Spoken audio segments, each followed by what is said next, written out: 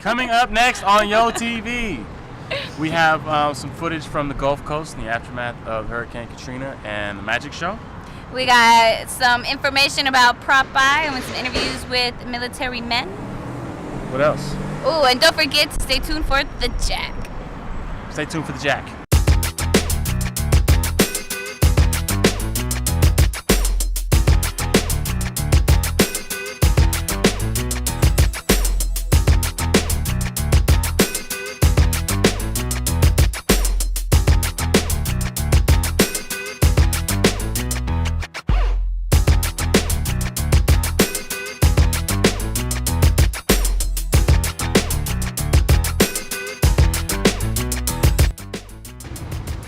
Good morning and welcome to a new episode of YoTV. I'm your host, Ann. I'm Russell. Hello. Oh, Russell, don't you write for this magazine right here? No. Oh, yeah, actually, I do. I've been around for a while. We got a picture of Russell with his name on Stop a body part. doing that. All right? You have to go online and register for me, for my nude photos if you want to see anything. Or you can pick up the magazine, of course. That's the obvious thing. Tell us about the magazine. It's been around for years. You know, I mean, as long as I can remember, we've been profiling the voices of young people in the Bay Area, telling stories of culture, fashion, politics, humor, comics, everything. High schools, community colleges, and now there's a TV show. Did you know that? I'm on it right now. Well, anyways, right now YoTV is doing it live at Studio Z. We're helping to throw this event that's helping to benefit breast cancer and the local artists. So you're gonna get to party with us the whole night. But first, check out the Jack. He's a rapper from the Bay Area, Pittsburgh area, if you guys know where that is.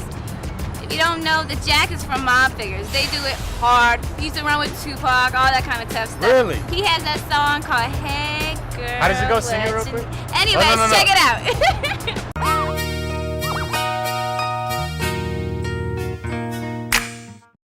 Oh man, that album is just really, you know, it's the top selling independent album in the entire Bay Area.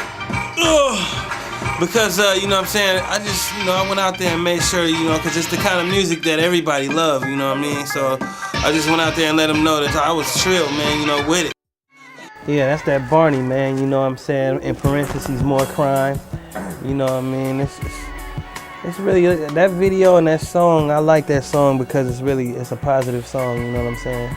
It's a song that, you know, somebody from the streets who wouldn't know how to express itself. The world trying to make things right. He said, it's raining outside, and the difference between us is a white bus with cages inside. When I come home, still face the cop cars with cages inside. You're on the real, it's your rap, it's what kept me alive. But, you know what I'm saying, I know how to express myself, you know what I'm saying, so I could speak for them, so I speak for all the people who just, you might think they crazy and everything, but it's really not. It's just what it seems like, you know what I'm saying? You get to know that person and realize, man, this dude is definitely in a struggle to do better, man. You know, it's just that it ain't cool right now. I never really was one of those artists that was just sold hundreds and some thousands of copies. You know, I had a group on the My Figures. We did pretty good. We sold like 100 and some thousand on that. You know what I mean? So with Bo, you know, Bo is huge. You know, he got albums that do 2 and stuff like that. And that was during a time when rap was people, when consumers was around. Everybody had money. It was before 9/11. You know what I'm saying? So it was good, man. Yeah, we in the studio with the Jack. We also in the studio with PID. My friend. Mr. Haji, aka, you know what I'm saying, on Thiz Entertainment artist. We gon' politic on what we think about the song, play by play, about the few songs that he put together for us to come here. So y'all check it out, YoTV. Mr. Haji, that's turf talk. This is Bill Spin, little nerd talk. Schwarzenegger, Terminator, back again, burning haters, bad boy. I got bad toys. If I go to jail, I'll call bad boys. I call bad boys. I go to jail, yo. You already know. And you know, we hyphy out here in the Bay. We love that. And you got that. But, you know what I'm saying, he an Indian dude, for one, with that, you know, that's like something not only, you know, it's probably Indian rappers out there, but it's not none with a personality like he got. You put your left hand up, your right hand up, and then you shake your head. And then you get retarded and go up and down and act just like a condom with your hands in the air like you're about to drown. Pretty cool, man. Yeah, Hey, I'm upstairs in the lounge, awaiting my beverage. So for right now, we're gonna let guest host JR take over, and he'll be introducing the next segment. Go ahead. Garçon! Chilling with JR, my comrade Hawk, War Club. And a few weeks ago, we was in Vegas at the Magic Fashion Convention, biggest fashion convention on the West Coast. And you know, we're gonna show y'all a little bit about that, going through the hallways or whatnot. You know, we was kicking it, a lot of hip hop legends. Kool Herc came through, seen Grandmaster Caz at the Magic Show convention. Check out their clothing line, Cedric and Cedar. Yo, so check this out.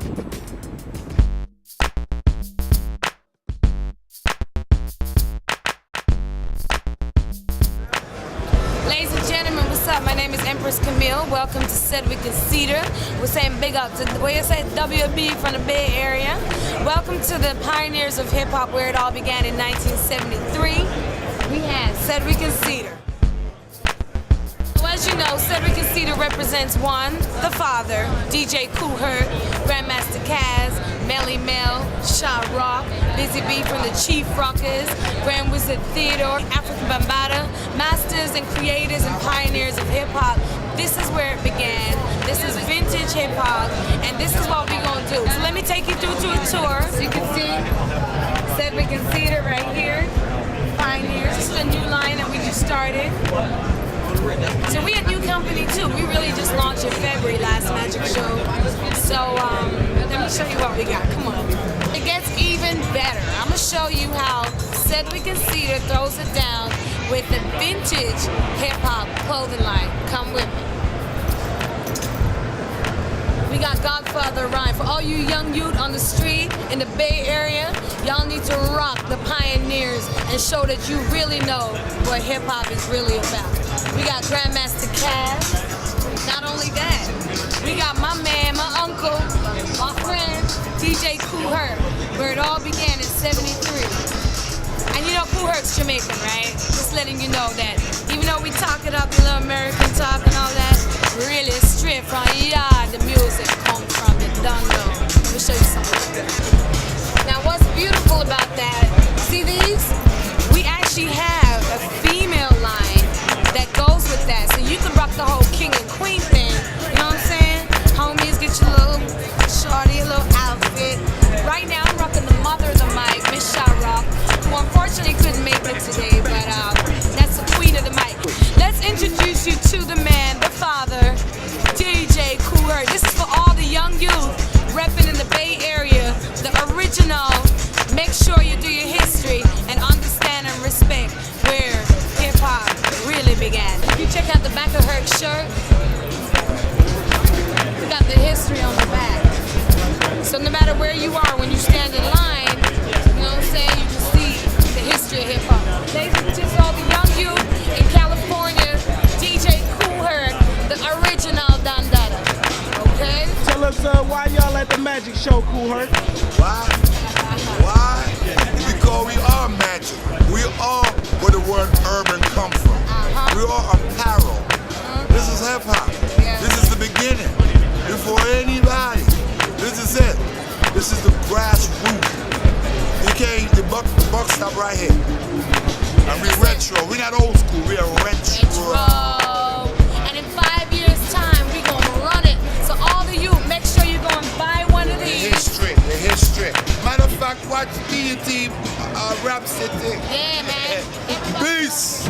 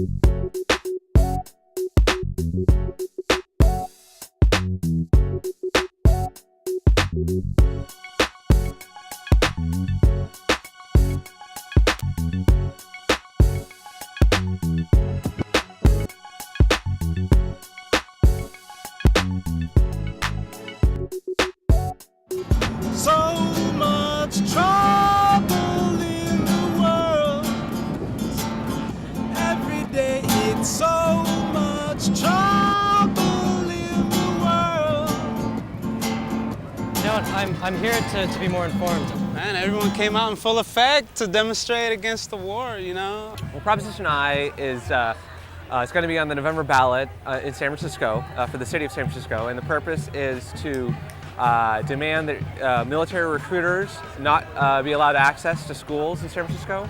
My job as a recruiting company commander basically entails the managing of the recruiters I have under my command.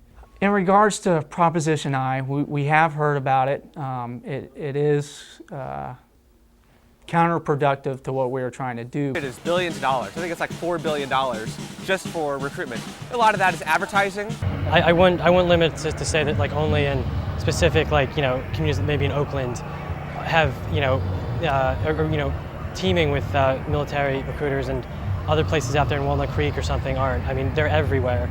If it gets passed, I mean, that's fine. It's just the exercising of everybody's democratic right to decide what they want to do. Grandparents and parents don't want to see their kids going to war. This project is part of the United Peace and Justice Bay Area Coalition, and this is called Faces of War. And it was begun in January 2004. And as you see, it's documenting people, soldiers, men and women that have died, not only U.S. soldiers, but also Iraqis that have died.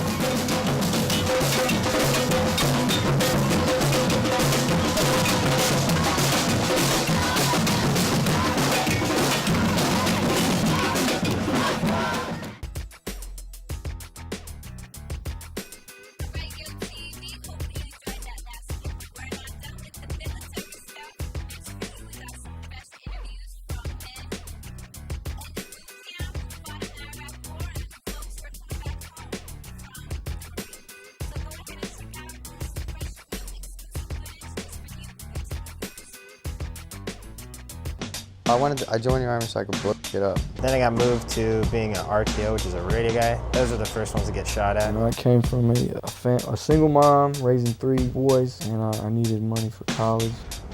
So what the hell, why not join the Marines? My name is Josh, I'm 22, and I'm from Pittsburgh, Pennsylvania. Jeremy County, I'm 22, and where's it from, San Francisco?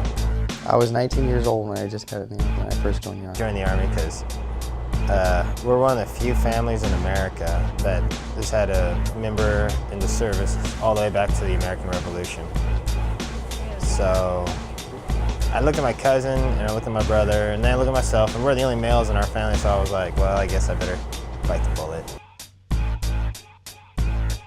I'm a mortarman, series 11 Charlie. It's still 11 series, so I'm still infantry.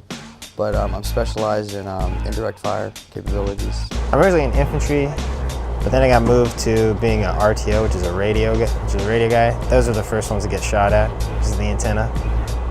So I get to carry around the thing called the shoot me stick. It's like you live with 1,000 guys and you get to know them.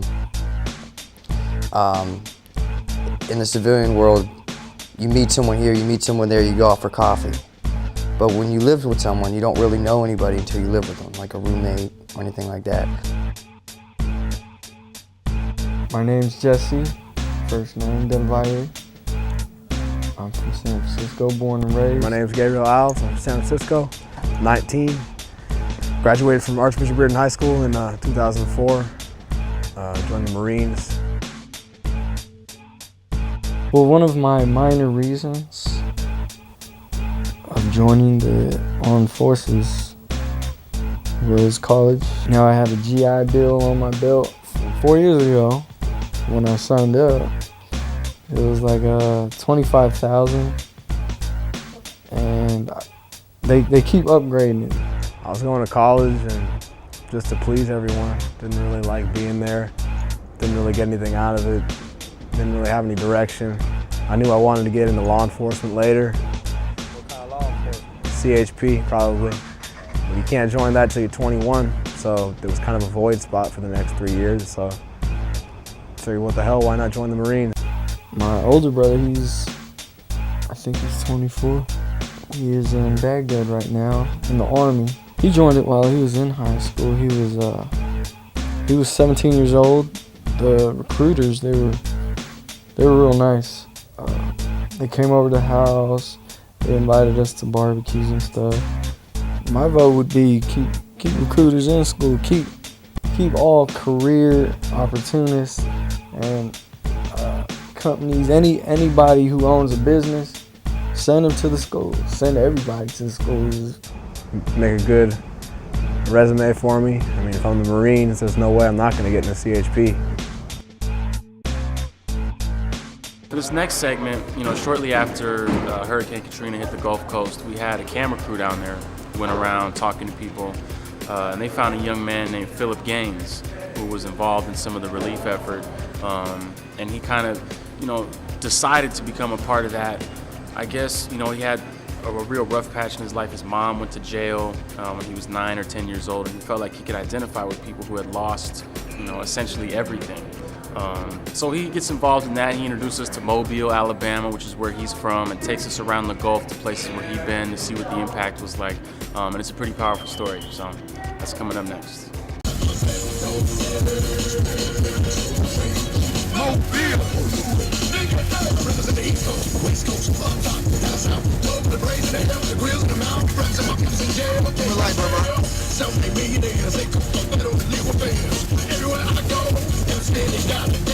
It was devastation in my life, like 9, 10 years ago, well, maybe 11 years ago. It was devastation in my life, sort of like this hurricane, So I can feel the people, what's going on with them, and I can't say I understand their situation, but I can definitely feel them. Well, I saw the outcry here when I saw a lot of children that were separated from their mothers and couldn't be found. And I noticed them crying a lot about it, and it just affects them a lot because Philip was separated from me at the age of 9 years old. I went to federal prison when he was 9 years old. When I returned, he was going on 17 years old.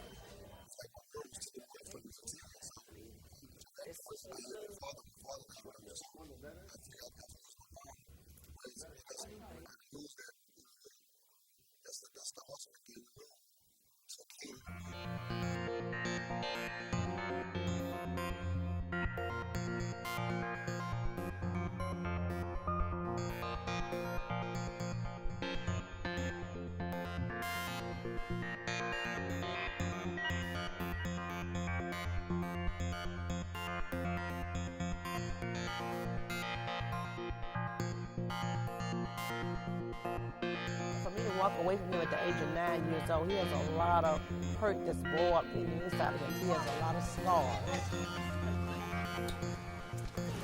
How you doing, man? Doing all right. I went and snapped a couple shots just a while ago. Tried to capture a few homes that's been damaged and the way people think on the street around the corner back here. It's a whole back street back here. That's a dead end, so I just stepped back there to check out the people homes and where they got the stuff that they used to use but can't use no more. It's gone. You can't even. The only thing here is the foundation. You got somebody like a trailer from a pickup. This used to be a nice home, man. Used to be a nice home. It wasn't built that long. You can tell by the foundation that it wasn't even here that long. Like a terror attack, But somebody just dropped the bomb they dropped on Hiroshima here. That's what it looked like. It's crazy. Well, you can only do so much in a situation like this for yourself, So you need like another power, another sort of assistance, Because there's only so much you can do for yourself. Because you basically lost all your resources to help yourself, It used to be one of the prettiest places you can come, man. Lay out on the water, tan all up, pretty ladies walking the beach. And it's no more. You won't see that for a long time to come now. It's gonna be a long time before you be able to see that again. Very long time. It'll be a long process. Russell's had a few beverages in him, and now it is time to end the show. You missed the dancing. We can't show you none of that stuff until you catch the uncensored version. You catch it every Tuesday on Channel 29 in San Francisco. Is there nudity? Yeah, it's uncensored. Like one of these? No, okay. Go ahead. And anyways, well, I hope you enjoyed some of the art that we showed you in all of our segments. If you want, go ahead and check us out at youthoutlook.org for more information. Or if you want, email us at yotv@youthoutlook.org and check us out every Sunday at 7 a.m. All the time. All the time. We love you. Thank you for coming to our party. All right, good morning, YoTV. What's that? This is the new episode. I don't have any reservations. I feel like I can just go out and conquer the world. You know, be happy and wealthy. A very attractive person. Would change the world for the better. Alright, now we're going. Slowly. Go ahead. Coming up next. Coming up. Incredibly talented. I don't really have any shortcomings. You know, I've never hurt anyone. I'm just, you know, essentially a happy person. And I hope that that's obvious. I hope you can look into my eyes and see that. I think that guy just dropped something. Okay, that was. All right, Russell, put your tongue away.